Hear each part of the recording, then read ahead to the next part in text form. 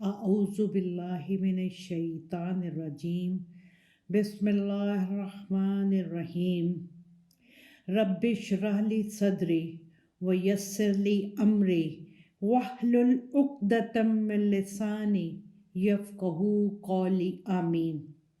سورۃ فاتحہ میں کر چکی ہوں، آپ کے لیے بیان کر چکی ہوں اور سمجھا دیا ہے میں نے۔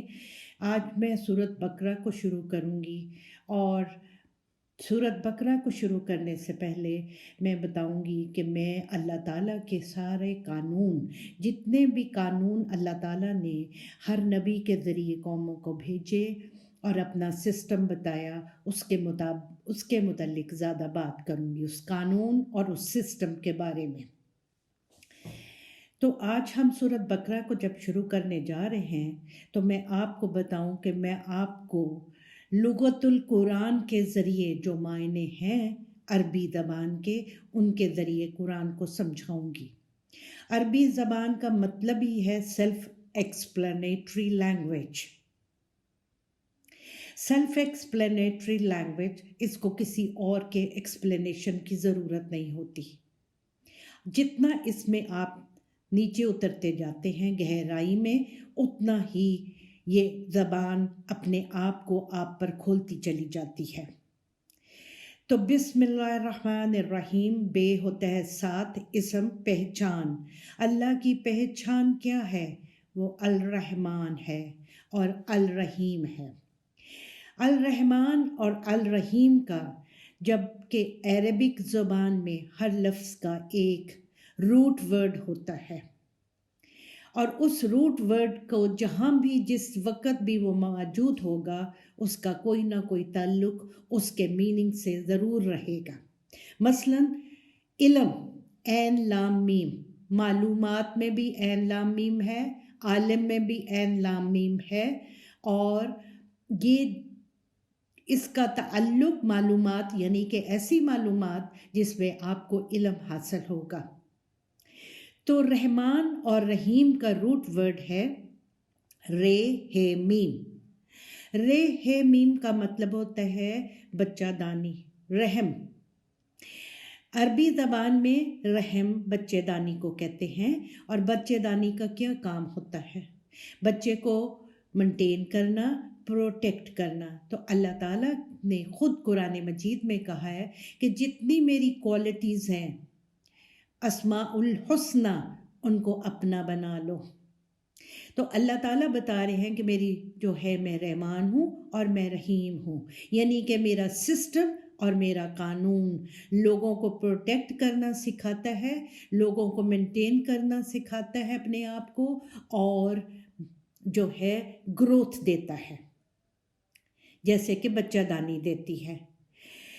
تو رحمان اور رحیم میں دونوں میں اللہ تعالیٰ نے جو روٹ ورڈ یوز کیا وہ ایک ہی ہے، رے ہے میم۔ تو رے ہے میم جو ہے بچہ دانی کو کہتے ہیں۔ تو جب اللہ تعالیٰ کا پہلی کوالٹی کو دیکھیں تو وہ مہربانی ہے۔ جب ہم مہربانی کی کوالٹی کو اپنا بنا لیتے ہیں تو اللہ تعالیٰ ہم پہ رحم کرنا شروع کر دیتا ہے، اور جب ہم دوسروں پہ رحم کرنا شروع ہو جاتے ہیں تو وہ قانون ہمارے لیے رحیم بن جاتا ہے۔ وہ قانون، وہ سسٹم اللہ تعالیٰ کا ہمیں پروٹیکٹ کرتا ہے، ہمیں مینٹین کرتا ہے اور ہمیں گروتھ دیتا ہے۔ الف لام میم، یہ حروف مقطعات ہیں۔ جب وحی آئی اور پیغمبر صلی اللہ علیہ وآلہ وسلم نے لوگوں کو بتایا تو اس کے نیچے کوئی میننگ نہیں بیان کیا، نہ ہی لوگوں نے پوچھا، کیونکہ پیغمبر صلی اللہ علیہ وسلم کی ذات کوئی ایسی بات نہیں کرتے تھے۔ آپ کی ذات جو ہے، آپ جو ہیں وہ پیغمبر صلی اللہ علیہ وسلم کوئی ایسی بات نہیں کرتے تھے جو کہ لوگوں کو سوال کرنے کی ارج پیدا ہوتی تھی۔ تو انہوں نے سوال ہی نہیں کیا، کیونکہ آپ صلی اللہ علیہ وسلم نے کوئی لفظ کے الفاظ کے معنی نہیں بتائے۔ لیکن اللہ تعالیٰ نے منع نہیں کیا کہ قرآن مجید کو آپ سمجھ نہیں سکتے۔ As you grow, you go deep into it. You discover few things. and then rediscover something, and then rediscover something, and that rediscovering is not harf आखर. तो आज तो मैं आपको नहीं बताऊंगी कि मुझे क्या समझ आया, लेकिन इसमें भी अल्लाह ताला ने कोई समझ की बात ज़रूर रखी हुई है, जो कि गौर व फिक्र करने से मालूम होता है. और ख़ुद कुरान मजीद दावत देता है लोगों को कि तदब्बुरुल कुरान एंड तफक्करुल कुरान, कुरान मजीद में तफक्कर करो इसके मैसेज पर, और तफक्कर और तदब्बर करो. ज़ालिका किताब ला रैब फीही, ये वो किताब है. इसको किताब क्यों कहा? क्योंकि सब पहले जितनी भी इंफॉर्मेशंस थी जो तौरा, इंजील और ज़बूर के नाम से हम जानते हैं, उन सब को इसमें जमा कर दिया. आपके पास चीज़ें फालतू हों तो आप उनको जमा करके कार्टन में बंद कर देते हैं और ऊपर से उसको सील कर देते हैं. उसी चीज़ को किताब कहा जाता है. तो कुरान मजीद को इसलिए किताब कहा गया कि सब इंफॉर्मेशन इसमें जमा कर दी और इस पे एक मोहर लगा दी कि this is the last book. ला रैबा फीही, इसमें कोई बेचैनी नहीं. शक जो लफ्ज़ है वो उर्दू का शक, वो अरबी में भी शक का लफ्ज़ मौजूद है.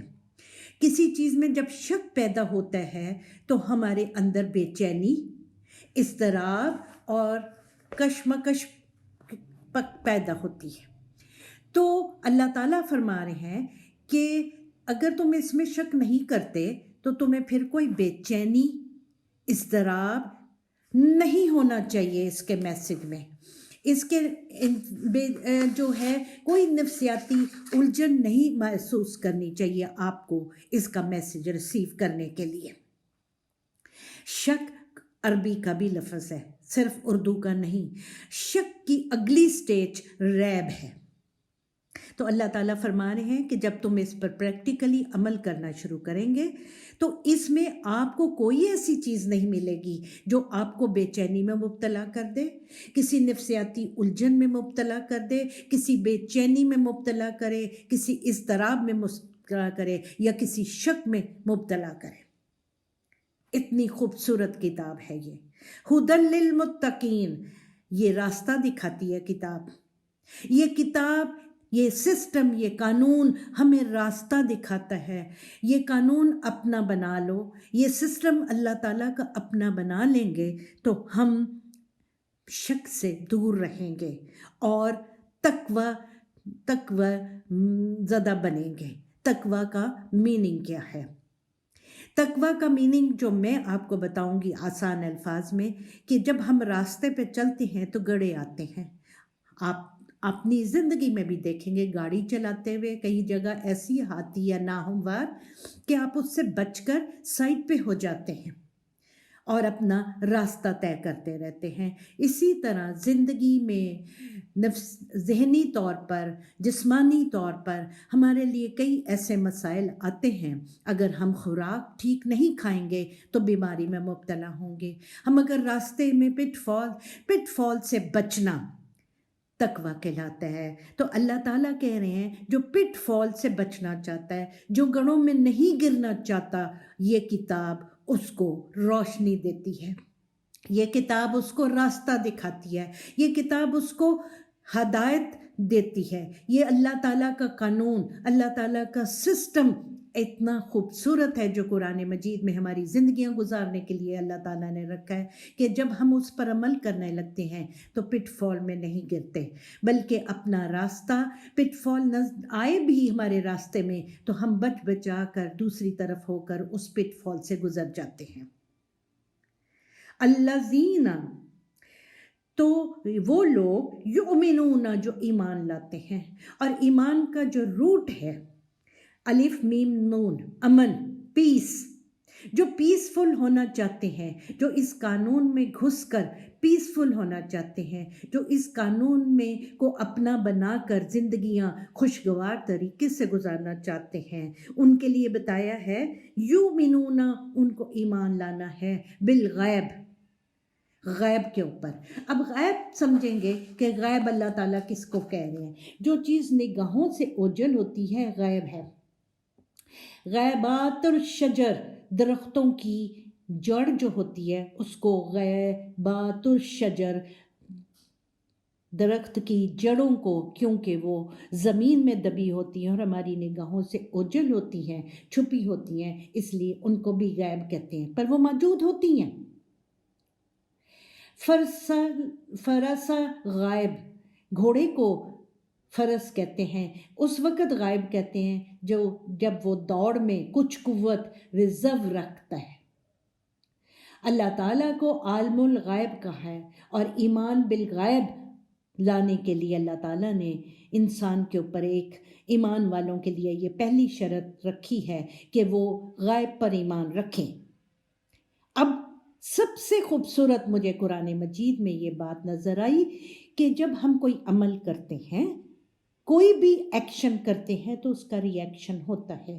اللہ تعالیٰ نے یہ قانون بنایا ہے، جو تم کرو گے وہ تم بھرو گے. اور وہ ہمارے جو ایکشنز ہیں جن کا رزلٹ ری ایکشن چھپا ہوتا ہے، اس پہ ہمیں یقین رکھنا ہے، ہمیں ایمان رکھنا ہے کہ جو بھی ہم کریں گے وہ ہم بھریں گے. Every action has a reaction. انسان کے جو عمل ہیں ان کے نتائج یعنی ری ایکشن موجود ہوتے ہیں، لیکن ہمیں نظر نہیں آتے، غائب ہوتے ہیں. جب ہم کوئی پودا بوتے ہیں، بیج بوتے ہیں، تو آپ دیکھیں بیج اسی وقت سے اپنی نشو و نما شروع کر دیتا ہے، لیکن وہ نظر ہمیں نہیں آ رہی ہوتی کیونکہ وہ غائب ہوتی ہے اس کی گروتھ اس وقت.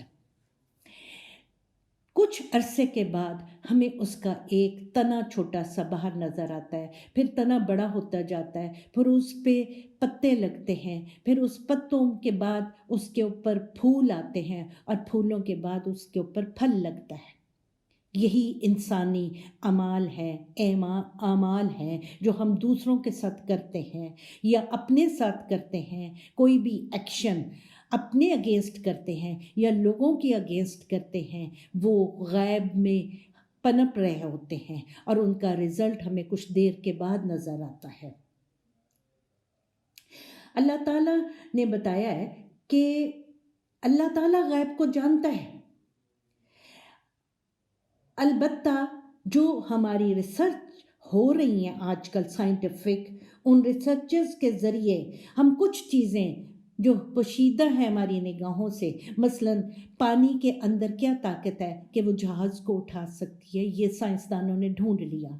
ہوا میں کیا طاقت ہے کہ وہ جہاز کو اپنے اوپر پرواز کرنے دیتی ہے، یہ سائنسدانوں نے اس پوشیدہ قوت کو ڈھونڈ لیا. لیکن بعض غائب ایسے ہیں جن کو ہم ڈھونڈ نہیں سکتے، یعنی کہ اللہ کی ذات، اور مرنے کے بعد، انتقال کے بعد جو دوسری زندگی ہے اس کے متعلق وہ ایسا غائب ہے کہ ابھی تک ہم اس کو نہیں جان سکتے. لیکن باقی جو چیزیں ہیں زیادہ تر قرآن مجید میں غائب جو ہے، اللہ تعالیٰ نے ہمارے ایکشنز کے ری ایکشنز کو کہا ہے کہ دیکھو امن میں رہو، کیونکہ تمہارے ایکشنز جو ہیں وہ ان کا ری ایکشن پیدا ہو رہا ہے جو ابھی تمہیں نظر نہیں آ رہا اور ابھی وہ غائب میں ہیں. تو یہ ہو گیا کہ الذین یؤمنون، وہ لوگ جو ایمان رکھتے ہیں بالغیب، امن میں رہتے ہیں اس فارمولے کے اوپر، اس قانون کے اوپر، اس سسٹم کے اوپر کہ وہ جو کریں گے وہ بھریں گے، وہ امن میں رہتے ہیں، پیس میں رہتے ہیں. آج میں جو کروں گی میں کل کو وہ بھروں گی، اس پہ آپ کا اور میرا پورا یقین ہونا چاہیے. اور اسی دنیا میں بھرے گا انسان، کیونکہ اسی دنیا میں ہم وہ ایکشنز کرتے ہیں.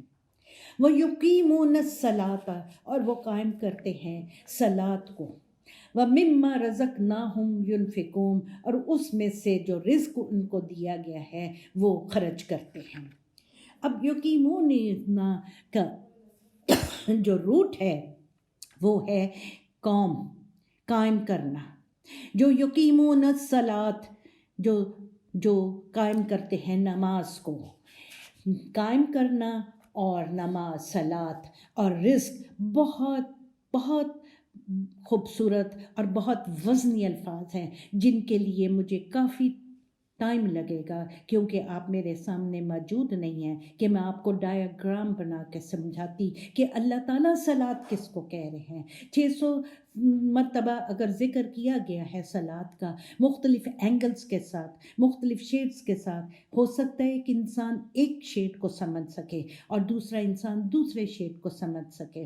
اور رزق اور قائم کرنا اور صلات اور ینفقون کھلا رکھنا جو ہے، انشاءاللہ ہم کل کی کلاس میں، کل کے سیشن میں انشاءاللہ تعالیٰ دوبارہ اس کو سمجھیں گے۔